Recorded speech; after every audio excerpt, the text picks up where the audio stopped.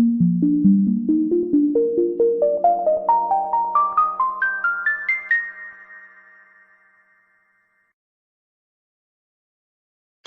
and welcome to the Indoor Environment Show.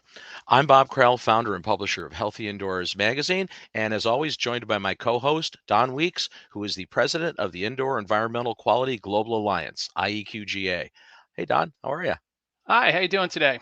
Very good. We're closing in on the holiday season. I don't know. Apparently, we're going to receive some of your Arctic air down here in Syracuse later in the week. Is it cold? Lucky you. Is it cold in Ottawa right now? It is cold, but we had 2 feet of snow over the weekend, so that was more the event that we had. So we're doing good now. Though we're getting back up and running. Excellent. Well, we have snow right now, so I mean, of course, we're the snowiest city in the United States typically, so no surprise there. That's true. Anyway, so great show today. I'm excited for this one. I love the topic.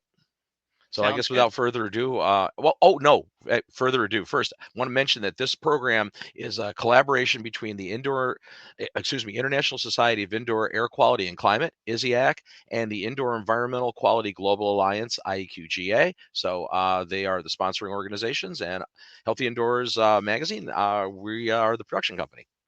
There we go. Sounds good. All right, well then let's bring our guest in, and I'll do the introductions. Hello, welcome to Ulla and to Dusan. And let me give Ulla the first introduction. She's been involved with indoor environmental quality and healthy buildings for 25 years of experience, and she's a visiting professor, senior research associate at the University of Tulsa since 2006. And a professor at the University of Ulla since 2020. Her research has focused on collecting and analyzing empirical data and developing methods to assess dampness and mold, ventilation adequacy, thermal conditions, and cleanliness in homes and schools, as well as both self-reported and objective standardized health and learning outcomes. She has coordinated several studies on assessing the impact of energy retrofits on indoor environmental quality and occupant well-being. Recently, she is developing a master's program in healthy buildings and supervising 6 PhD students in the field. Ulla also served on the ISIAQ board of directors from 2016 to 2020, and she's currently leading the ISIAQ STC 34 that is developing indoor environmental guidelines. Hello, Ulla. How are you? Hello, good. Thanks for having me, and thank you for the introduction. Yeah, and now I'll introduce your colleague, Dusan. Licina is an assistant professor at the École Polytechnique Fédérale de Lausanne, EPFL, and serves as director of the Human-Oriented Building Environmental Laboratory. He conducts fundamental and applied research in the field of sustainable and healthy built environment, with a specific focus on indoor and air pollutants dynamics, exposure science, and building ventilation. Dusan holds a master's and bachelor degrees in mechanical engineer from the University of Belgrade, completed his joint doctorate degree at the National University of Singapore and Technical University of Denmark, followed by a postdoctoral appointment at the University of California, Berkeley. Prior to joining EPFL, he also served as the director of standard development team at the International Well Building Institute. Dusan is an active member of the boards of various scientific and professional groups, where he examines the future of buildings with an aim to ensure high indoor environmental quality for occupants with minimum energy use. So welcome, Dusan. How are you today? I'm fine, thanks. And I really like the way you pronounce EPFL in French. So, good job. Yeah, I was impressed that he actually pulled that off, because as he started to go there, I was like, Well, as you know, at least Bob knows, and I think Ulla does as well, is that I'm married to somebody who's a francophone from Quebec. So I have a little bit of a head start on that one. Well, let's start with Ulla first. As I mentioned in your introduction, you have a doctorate in scientific technology from Tampere University of Technology, TUT, civil engineering, and a master's degree from TUT, civil engineering. So how did you become interested in indoor air quality?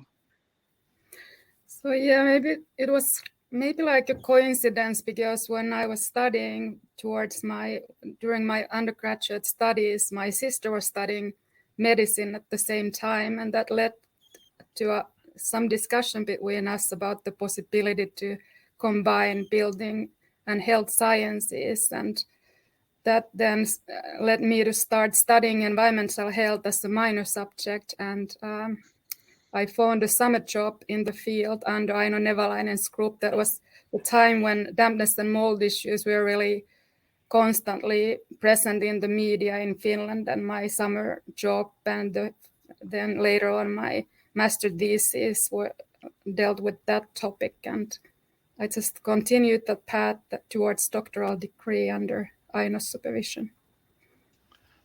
Yeah, so basically it relates back to what you were seeing other researchers doing, and what you wanted to do was something similar to that. I imagine 25 years ago, it was still a relatively new topic back then.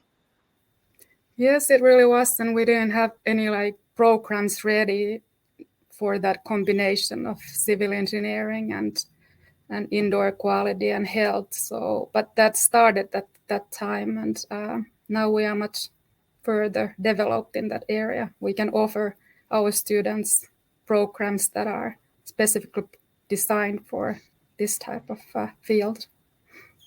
Great.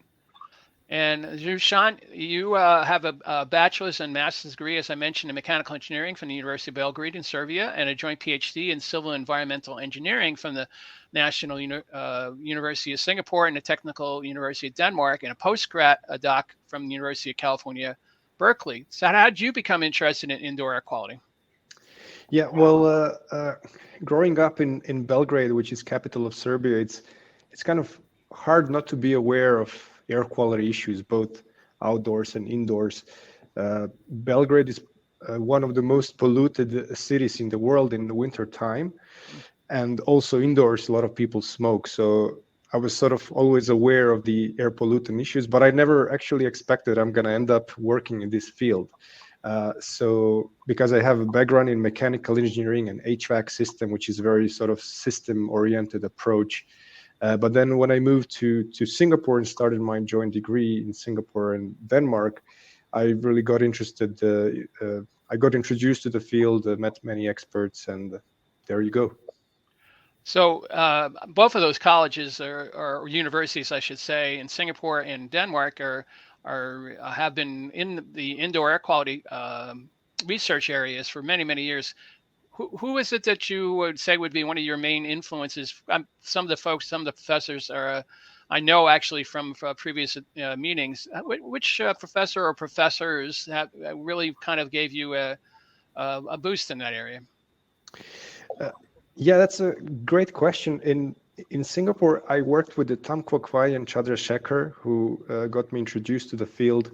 In Denmark, I worked with Arsen Malikov, which was also great inspiration. And probably the biggest inspiration was Bill Nazaroff. You probably know of him from University of California, Berkeley. Yes, I do. Yeah. So you're doing work with him at the University of California, Berkeley at the moment? No, that was kind of 5 years ago, and now I started my own lab in Switzerland. Yeah.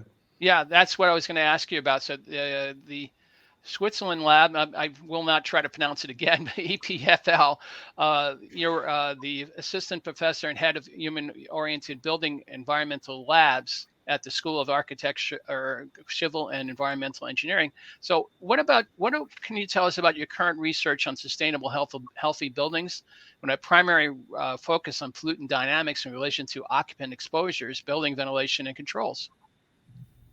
So just to say, EPFL stands for, when you translate it, Swiss Federal Institute of Technology in Lausanne. Anyway, so yeah, since 2018, I founded a new lab. Currently, we have 12 members. We're still in a growth phase, and pretty much each member is working on a different but related project. And as a lab, our overall vision is to explore intersections between people and buildings by ensuring good air quality with minimum energy use, or at least without compromising energy use. So a couple of projects we have at the moment are more applied in collaboration with industry, and that more relates to indoor air quality sensing, ventilation controls. But majority of the projects that we run are linked to fundamental air quality research, to linked to air pollutant dynamics and exposure, inhalation exposure assessment. So for example, at the moment, we have interesting project. We are trying to understand how human presence and activities in indoor environments, they influence particle burden and chemistry and microbial burden of indoor air. We look into different variables such as physical activity, cognitive engagement, use of personal care products, and so on. And we're also looking into importance of human skin and clothing and breath on the inhalation exposure. These are some of the interesting things we work at the moment.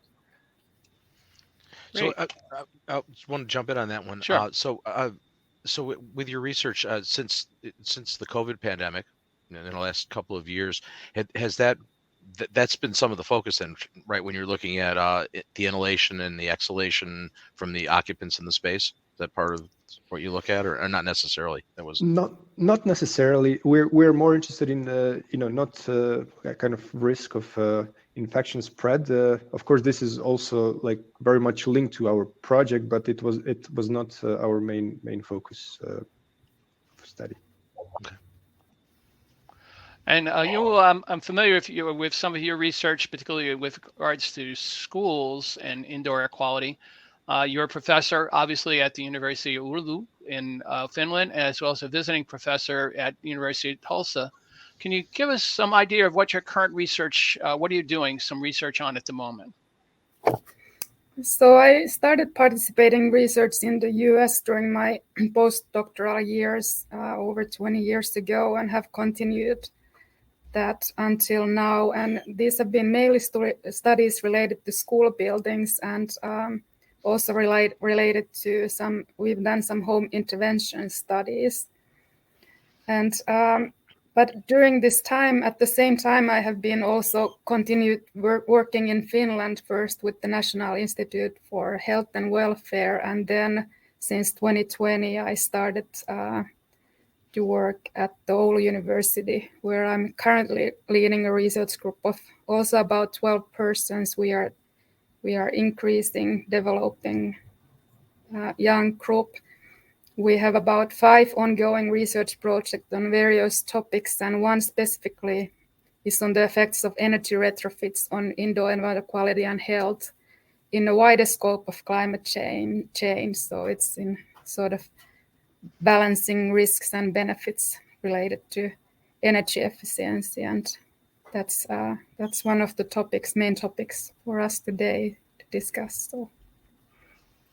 Yeah, I mean, and that is a big topic, obviously, in particular in Europe right now, with the shut off of the natural gas and other products from Russia. So the study that you're doing obviously predates that, I would think, and it's looking at the energy retrofits in buildings. Are you looking specifically in housing, or is it other buildings like schools or things of that nature? We have been mainly focused on housing and especially multifamily buildings, but we also have done some case studies in schools and other building types, and looking to also expand that in the future. And what have you published any of your studies, recent ones? Yes, so we started the study on effects of energy retrofits back in 2005, and we did the first study during 2010, 2015, where we followed up. We did measurements pre and post retrofitting buildings, but it was a short-term follow-up. It was only about 1 year after retrofits when we did the post-retrofit measurements. And now we are continuing that, and we are in fact following these same homes about 10 years after the retrofits, and we are trying to confirm that the effects that we saw during the first study remain similar, or because there is a possibility that we see some effects that that wouldn't last. But have you seen some effects that have lasted over that period of time? You did the initial study in 2010. It's been 12 years since then. What are you finding now? Well, we just collected the data last spring and we are currently analyzing that, so we don't have anything final yet. But in fact, like the indoor environmental conditions in these homes seem to be surprisingly similar now than they were 10 years ago. So it seems like the effects are more in the long-term nature. And of course, we saw many positive effects in occupant health and well-being based on their self-reported health. And we haven't analyzed those data yet, but hopefully we see similar trends so we can really say that we can get GO benefits from improved energy retrofits. But there are some risks as well that we saw, especially in certain building types where there weren't adequate ventilation. So that has to be sort of taken into account. That's always, that's always been a kind of a balancing act, right? In for trying to manage buildings. So as long as I've been in the industry, actually way predating that in the early 70s, where it always seems like there's always, in my mind, there's always been a compromise between energy efficiency, right? Having, good building performance versus indoor air quality. And it was always like, well, you have to sacrifice one for the other. And what I'm getting from both of you is that this is no longer going to be an acceptable paradigm, right? We're dealing with sustainability issues and climate change, and we obviously have to affect how we do energy usage with our building stock. But indoor air quality is becoming even, I think, more of a keen focus, right? Especially now in light of the last couple of years with the pandemic, right? Right. We can't accept reduction of the indoor environmental quality when doing these retrofits, but there's a great potential. We have seen over 50% energy consumption reduction after these retrofits. It depends on the starting point, of course. If the starting point is low energy efficient building, you can really see large potential for energy saving, but it's by increasing insulation and air tightness of the building envelope. So that then creates the possibility of ventilation rate decreasing. So we have to ensure that there is adequate ventilation that is not compromising the air quality.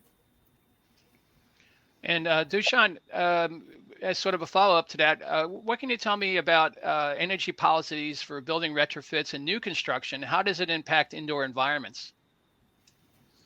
Well, at least in Europe, but I would also say globally, energy policies are predominantly focused on reduction of heating losses, really, and probably now during energy crisis in Europe, this is the case more than ever. But there are, I think, quite a lot of studies that clearly show that these retrofitting strategy, which singularly focus on energy conservation, that they can easily result in a worsening indoor environment. So the most common and most studied example is addition of thermal insulation, which of course leads to reduced air leakage. But if this is not sufficiently compensated for proper ventilation, it results in increased contaminant concentration. But at the same time, now in Europe, we're facing more and more heat waves. So adding thermal insulation can also contribute to overheating in a summer months. So yeah, these are just some examples that singular focus on energy could result in compromised air quality and indoor environment. So this is something I believe that energy renovation policies should take into account. And in Europe, mostly, am I correct in assuming that there's not the use of air conditioning that much in the residential environment in a lot of the climate zones in Europe? Whereas in the United States, we're seeing more and more residential air conditioning. Obviously, commercial buildings all have it. Here, mostly, we're very rarely naturally ventilated. But that's an issue, right? I mean, obviously, if you're dealing with raising temperatures. That is correct. Relatively speaking, Europe is using almost non-air conditioning units compared to the States. However, I believe SIPSI has predicted that the cooling demand will increase by several times by 2050, and this will, of course, be reflected in increased sale of the AC units unless we do something about it. Last years in Switzerland, we really have heat waves during the summer time, and there is actually official statistics showing that the sale of the AC units has been increasing. I don't know about the rest of the Europe, but I would say that Switzerland is rather representative. And that puts a substantial... Well, hopefully it's talking at once. Great. Why don't we go with Ulla? What were you going to say, Ulla? Yes, even in Finland, like traditionally, we haven't used air conditioning because the actual need has been maybe 2 weeks maximum during the summer. But at the same time, also the occupant requirement level has increased. And now there is, like you can clearly see the trend of more heat pumps being installed and even air conditioning systems in Finnish buildings as well. And we have seen this overheating possibility also during the winter if for example, after retrofitting, if the heating system is not adjusted to the level of the new construction. So there is a great potential actually for energy saving and better indoor and water quality by just adjusting the heating, ventilation, and air conditioning, and not to waste the energy too much by heating and cooling and then overcompensating it by opening windows, for example, and so on. Bob? Well, what I was going to say is, Dusan, you mentioned how I anticipate you says a double or a triple usage in air conditioning in the residential sectors in the coming decade or so. I'm paraphrasing that terribly, but if that is the case, that's going to be a substantial draw on the energy grid during the cooling months, right, during the summer, because that air conditioning equipment uses an awful heavy electrical load typically. Yes. So if we purely rely on the mechanical systems, I don't think we will be able to really make it to the climate goals. And in addition to that, there is some other research showing that people are in a way becoming addicted to cooling. We are more and more dependent on this very narrow deadband range of indoor temperature set points, whereas in the past, we used to be able to tolerate much wider range of temperatures. So this is also interesting kind of psychological aspect to think about along.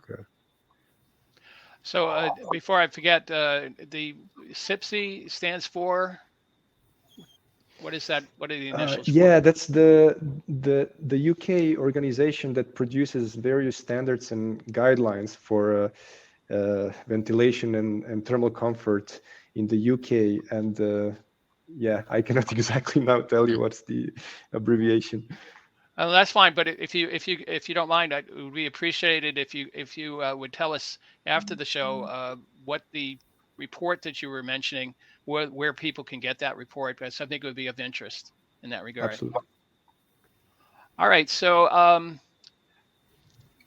what we had mentioned it just briefly just a minute ago, but as Bob had mentioned, since the late 70s or thereabouts, there's been this question about whether energy and indoor environmental quality are indeed in conflict or not.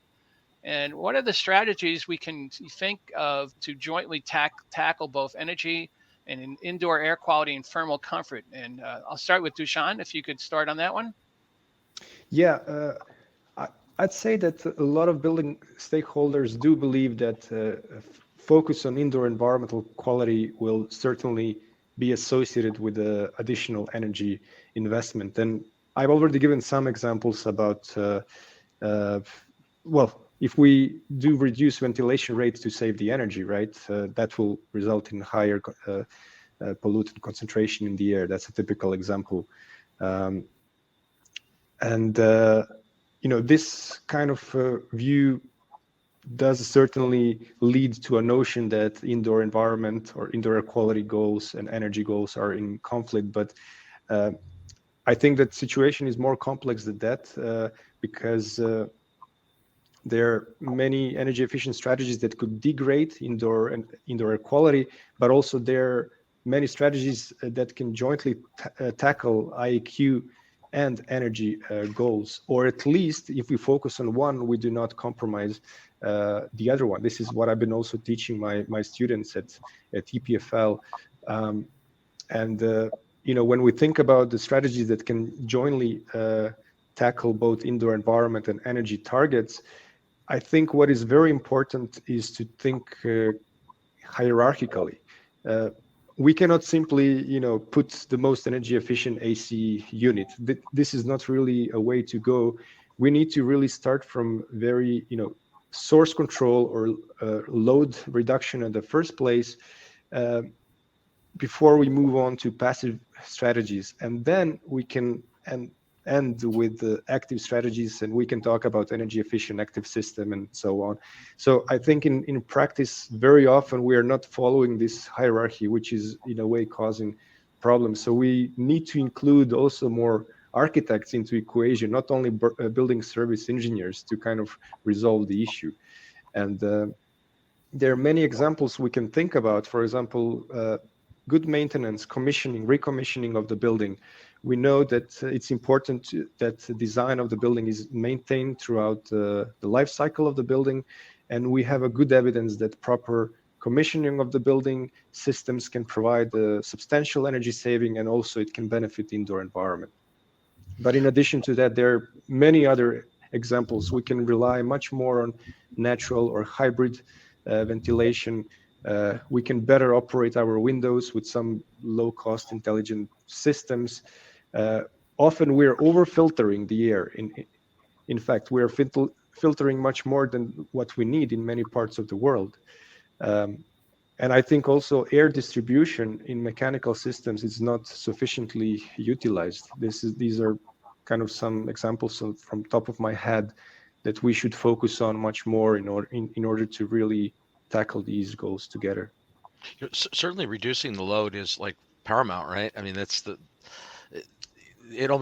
and in the United States, I can speak to this country, until recently, in the last several years, the effort was always to add all these add-ons, air sealing, which there's a lot of value, obviously, in all of that building envelope work and the insulation work.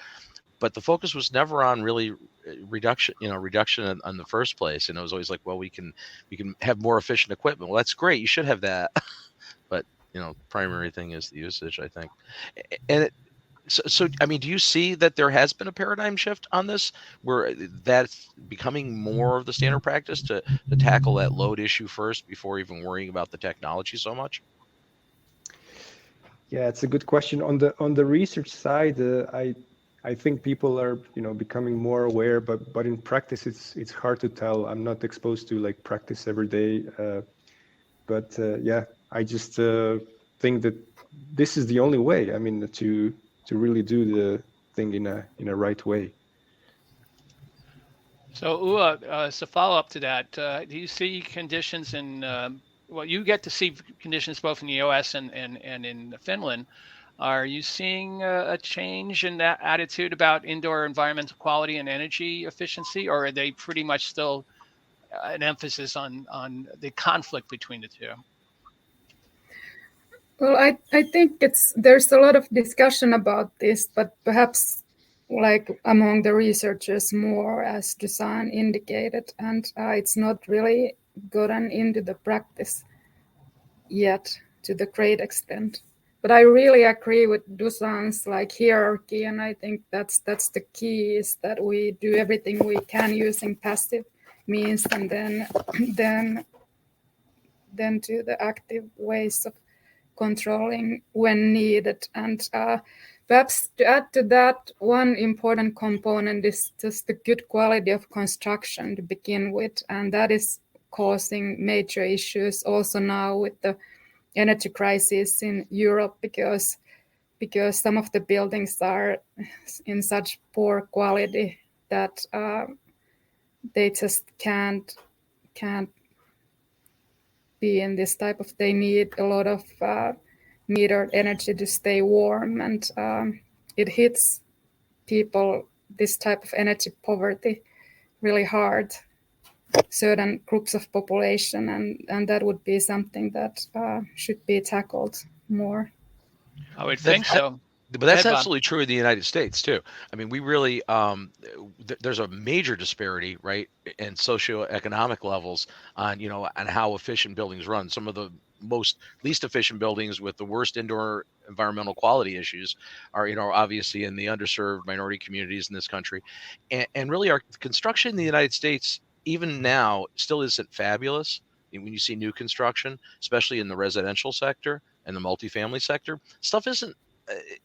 We have the knowledge. We know how to seal buildings. We know how to design a good building envelope. We do know how to do all this stuff. But in actual practice, you still see buildings improperly flashed, water issues, leakage issues that could be avoided. And how do we change that? I guess is the question. I'm just posing it to everybody. So, Ulla, in schools, are you seeing a change in in the United States in particular, but also here in Canada where I am, there's been an emphasis on schools and indoor environmental quality due to the pandemic. There's been use of various types of devices measuring CO2 and also some air cleaners that have come in and the districts, the school districts buy these by the thousand and put them in various classrooms. Are you seeing that changing the way in which research can be conducted, since there's been so many new things that have been added to schools, particularly regarding indoor air quality? Yeah, that's a great question. We have actually one ongoing follow-up study that has been going on for 6 years that we started, where we started looking at the effects of like renovation, large-scale renovation, where the goal was to really improve the ventilation, for example, up above the current standards, and to be able to measure the benefits. And then COVID came, and I don't know if the data will be comparable to the situation before that. So we still haven't really started looking at that yet, but I'm expecting to see some really modifying and confounding effects of schools adding all those air cleaners and different practices. So that has been really the pandemic situation has really changed the school operations, and now we can see that it's been taken much more seriously, the need to ventilate and hygiene and other things. Yes, I've seen a lot of new research coming in, and we also are doing some, but it takes time to get published and all that. So that's for sure. But one of the things I'm seeing is the pandemic kind of accelerated that whole research practice in some ways, not always. But there was these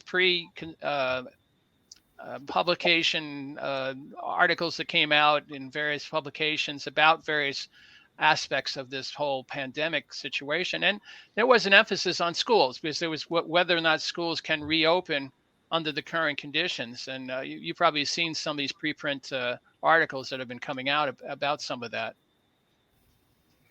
Yes, it's such an important thing that the schools stay open for the children and also for their parents to be able to work. So it's been getting a lot of attention, and they have been really interesting studies. We started studies in schools about 20-something years ago, and we were able to see that, for example, adequate ventilation in school associates with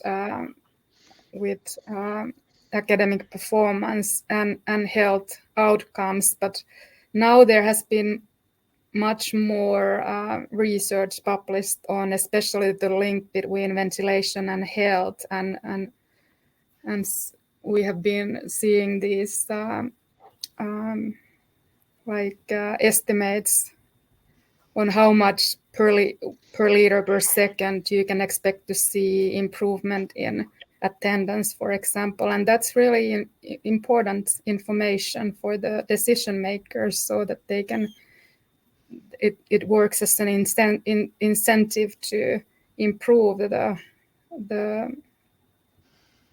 schools, and that's what has been lacking in the past. So. But a lot of what happened in practice, though, during COVID, because improving ventilation usually involves major mechanical, retrofits and things that weren't feasible. So they were always looking for the real fast solution, right? We had to reopen schools, and it wasn't so much air changes, it was air cycles through filtration devices is really what happened.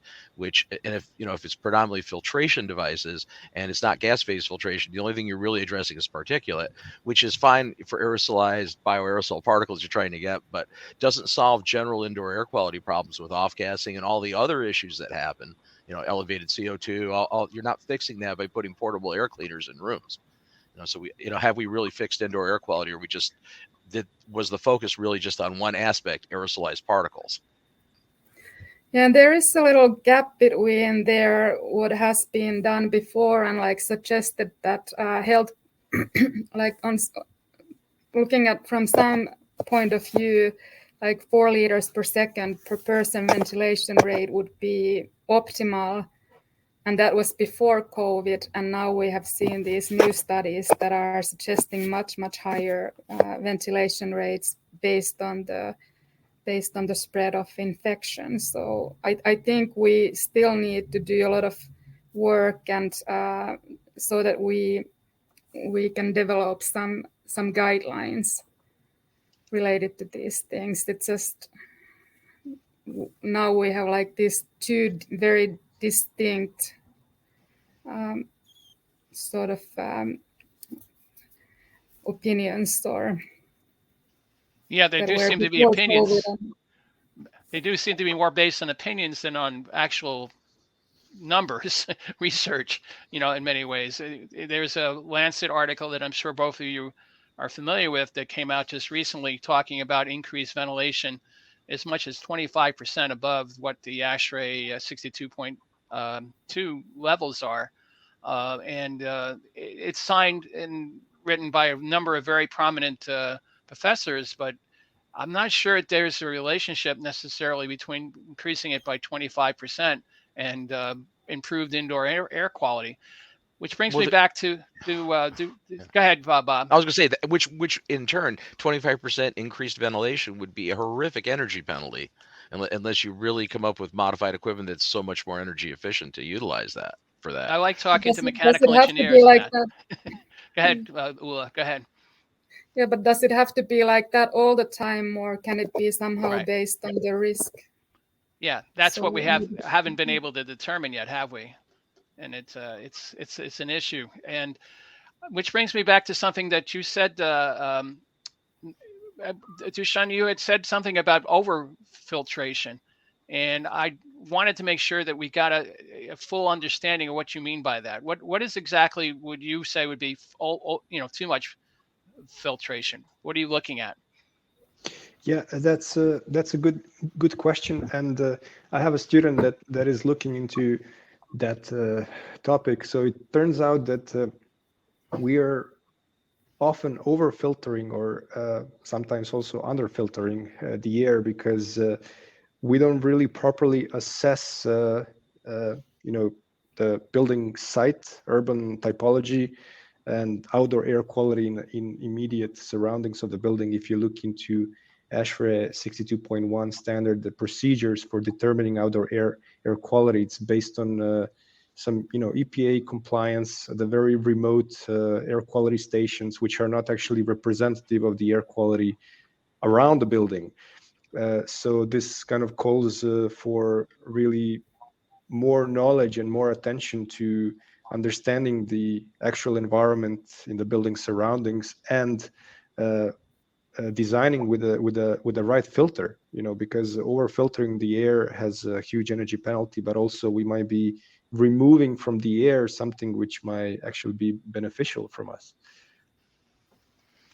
So, I mean, you're suggesting like the need for maybe even real-time, both indoor and outdoor monitoring for particulates and chemicals and that sort of thing, and have that be part of the mechanical, the equation in the mechanical operation.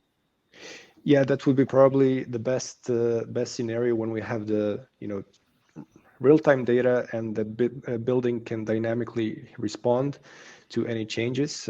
However, at least in a design stage, if we could have a better understanding of the context where building is, that would already be a big step forward. So one of the things that we're seeing is the role of current green labeling schemes, and particularly on buildings and things of that nature. So, Dusan, could you give us a little bit of background on how these current schemes have evolved? Sure. So, yeah, generally when we talk about green building schemes, we have plenty of them around the globe, but they usually have the common goal or objective. So they want to make people healthy and comfortable and productive without compromising ecological integrity of the planet. So this is, if you look into definition of all these different rating systems, they will explicitly say that. Now, in practice, of course, some of them are more successful in achieving that goal, some of them less. But what is very interesting to look into historical evolution and to recognize that these green building certification systems have had a strong evolutionary nature. So first of all, they emerged in 1970s as a response to the global energy crisis, where there was a singular focus on energy performance, and that was often linked to negative effects on humans, sick building syndrome symptoms, and other illnesses. So that kind of propelled emergence of these green building systems. And then there was a period in 1990s where we kind of focused just on some very major hazards like tobacco smoke, asbestos, radon, and major health threats, which was then followed with a really focus on climate change in 2000s. And then only in the last maybe 10 years or so, we sort of entered the period of the notion that buildings should go beyond the do not harm approach. And instead of that, we should try to improve performance and comfort and health of people by maximizing all the benefits. And this has resulted in emergence of some green rating systems, which are very much focused on humans. You might have heard of some of them. On the other hand, if we talk about effectiveness of these green labeling systems, we can observe effectiveness in terms of the energy and effectiveness in terms of indoor environment. So if we look into the existing literature on the energy performance, we can see that, in fact, performance of individual green certified buildings vary a lot. So we can say that on average, green certified buildings, they do perform better compared to non-certified buildings, but there are many variability from case to case. And we also know that the higher certification level does not necessarily translate into higher energy performance. And it's in a way similar to indoor environmental quality. There is a bit of mixed evidence, but on average, green certified buildings tend to perform a little bit better compared to non-certified buildings. So, however, there is again an issue because they do not perform as well as we expect them to perform. If you imagine sort of a satisfaction scale from clearly dissatisfied to clearly satisfied, non-certified buildings will be around neutral level, and then green certified buildings will be towards satisfied, but still far away from the end of the scale. So the bottom line there is that on average, they have better performance, but they still, this level of improvement is, in my opinion, not sufficient yet. One of the earlier incarnations of the rating scales, with the green rating scales, really were based more on commissioning, right? At the, you get your green certification, but there was really no long-term monitoring of the building and long-term performance, right? You meet your codes, you put in your bike racks, you do the things to make your platinum standard, but in the end, right, that they ended up not performing that well. But some of the newer standards, like the well standards, are really looking more towards ongoing monitoring, correct? Correct. The newer green building rating schemes are looking into this dynamic performance evaluation and recertification, continuous recertification, so to say. However, there are just a few programs that are doing this, and the problem is that it's completely voluntary.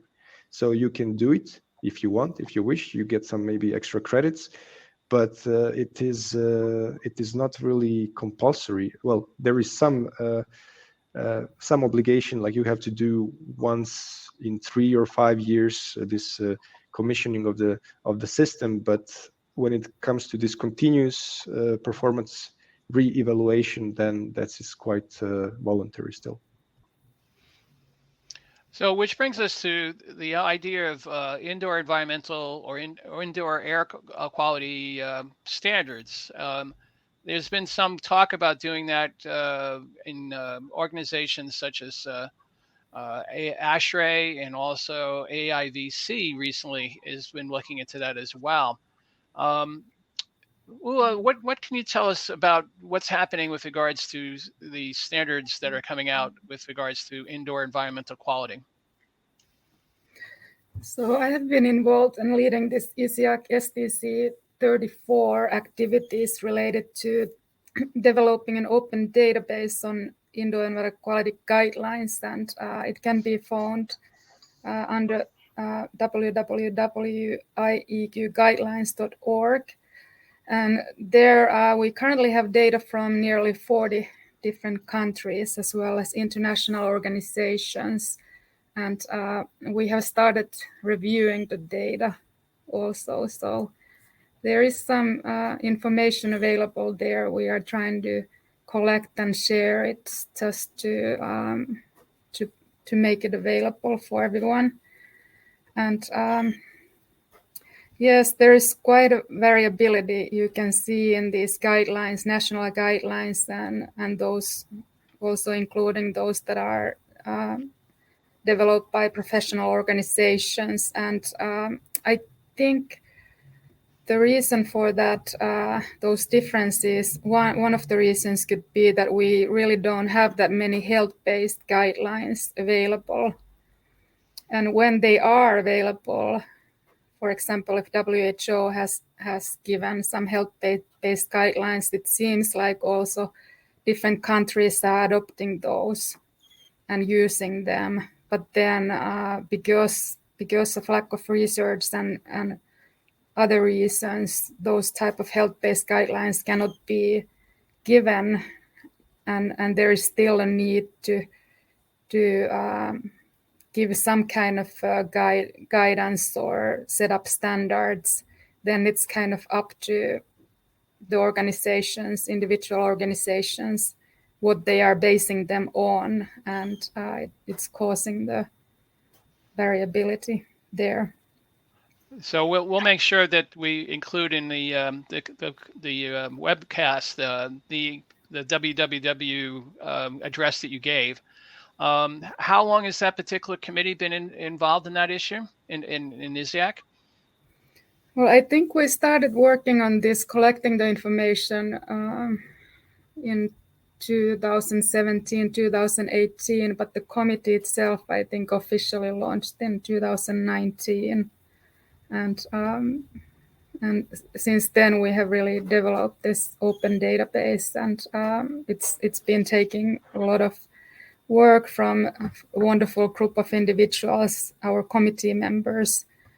And we just now are at the point where we have started looking at the data and hoping to review and find some interesting information about it. For example, right now there are certain pollutants that are timely in Europe during this energy crisis situation, and we have started looking at those and see what kind of guidelines there exist, for example, related to extreme temperatures, but also like CO, CO2, PM, radon, which all can be impacted if this energy crisis is going on.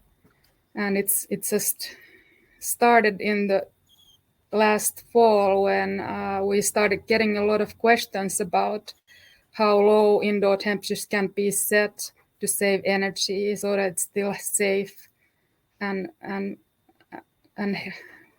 from the health perspective, or how high is the risk for dampness and mold when temperatures are reduced, and how much we can tweak ventilation to save energy. And these are the questions that we have been dealing with. And it's good to have guidelines available.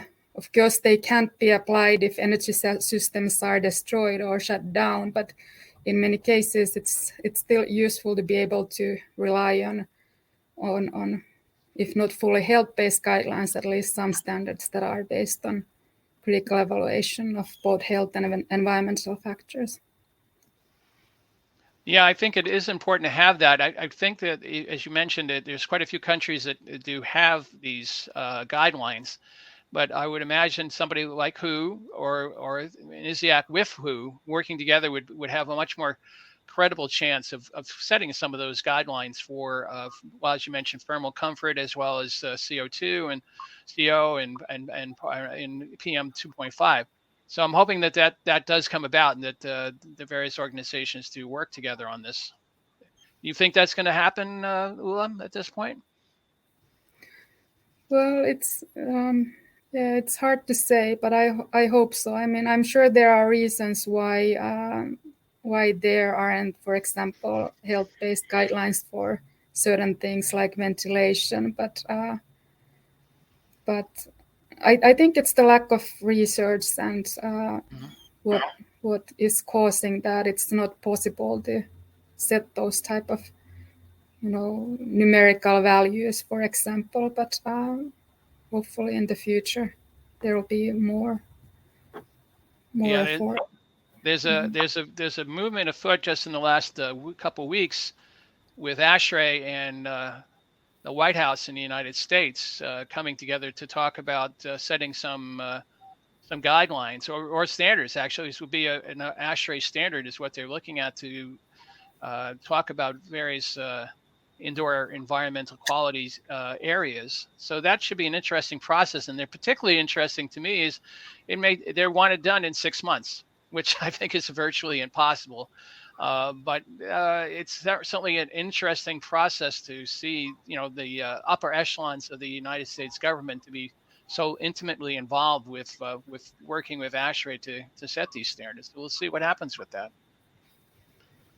And of course, when there is an organization as ASHRAE, when they set their standards, they are also followed in many countries and so on. So yeah, they go into the building codes. I mean, for very, very many countries, including Canada, and in many areas of the United States. So if they're going to set a standard, it's going to be quite interesting to see how people react to it. It probably will be a difficult process, to say the least. I wanted to ask you, Dusan, about this editorial that you wrote or were co-author on an editorial in Indoor Air, the publication from ISIAQ entitled, "Why Has the COVID-19 Pandemic Generated Such Global Interest from the Engineering Community?" And maybe you can tell us what the COVID-19 pandemic influences, how it has influenced the trade-offs between energy use, climate change, and IEQ public health. Yeah, well, I'm not an airborne infection risk expert, but I was lucky to get invited to this editorial together with Dr. Julian Tang and Professor Hugo Lee. So there was a special issue on indoor environment and COVID-19, and in this special issue, there were a few studies summarized on aerosol transmission of virus indoors. But what I can speak about is, generally speaking, COVID has definitely change the way we think about human health in indoor spaces. And it's interesting that we, in a way, have a collision of these two different, in a way, opposing problems or forces. On one hand, we have climate change and energy crisis in many parts of the world, especially Europe. So there are a lot of efforts to reduce the energy use. But on the other hand, we have COVID-19 pandemic that focused the attention on the importance of good ventilation or air purification of indoor air to reduce the airborne transmission of SARS-CoV-2 and other airborne diseases. But yeah, we know that extensive ventilation leads to high energy use and costs. So we talk about the two kind of different problems, but they are certainly intertwined. So provision of healthy and safe spaces should certainly not compromise ecological integrity of the planet. Well, also like locally, and I think we need to think about buildings that are able to anticipate. So we need to think how future buildings will have capacity to anticipate likelihood of certain events and to prepare for them. And then, of course, we will always have some sort of trade-offs between energy and environment, but we need to try to minimize them. Again, going back to the hierarchy of approaches, and this is the way how we also minimize these trade-offs. But yeah, we also, once we cannot minimize them anymore, we need to know how to prioritize over these conflicting requirements. So this will be, I think, this is, and it will be quite important. Thank you. We're running up against our deadline for an hour, and you guys have done terrific in answering our questions. I'll give each one of you one last chance to perhaps convey something about energy and indoor air quality. We'll start with Ulla. Well, yeah, I guess for me the most important thing is to do more research on these topics because there isn't really that much research data available on, for example, on these effects of improved energy efficiency and energy retrofits on occupants' health and well-being and long-term studies. These are complex questions to study also, but we need that kind of data to be able to then give recommendations and take this into account when making decisions and developing guidelines. Thank you. Dusan, do you have some last thoughts? Yeah, well, I agree with Ulla. We definitely don't know everything yet. But on the other hand, I do think that we probably know enough to be able to take actions. So now, if we talk about energy renovation of buildings, we already know enough that these actions must be accompanied with, actions not to compromise indoor environmental quality. I also think we need to work on the education part. It is very important, HVAC engineers are taught very little or nothing beyond how humans are impacted by thermal effects. So, we really need to look into that and really understand that it's not that better indoor environment doesn't necessarily mean worsening energy performance of the building.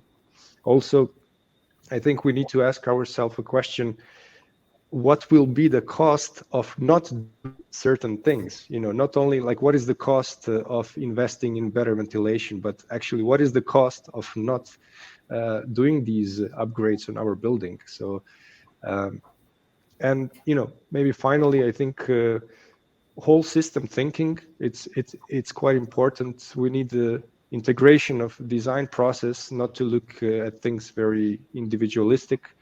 So throughout the building life cycle, whole building systems, heating, ventilation, air conditioning, materials, finishes, paints, and so on and so forth. So yeah, this is probably the way to go, whole system thinking. And I think that's paramount, right? You're looking at the whole system and looking at the life cycle, which in the United States, we really don't look at life cycle very well. It's all first cost. Everything's first cost. And it's silly. But anyway, we need that change. Well, I want to thank both our guests today for talking about these very important topics, and I think that there will be ongoing discussions going forward on this. But I really appreciate you spending your time to talk about some of the research that you're doing and how it will affect practice going forward. So, back to you, Bob.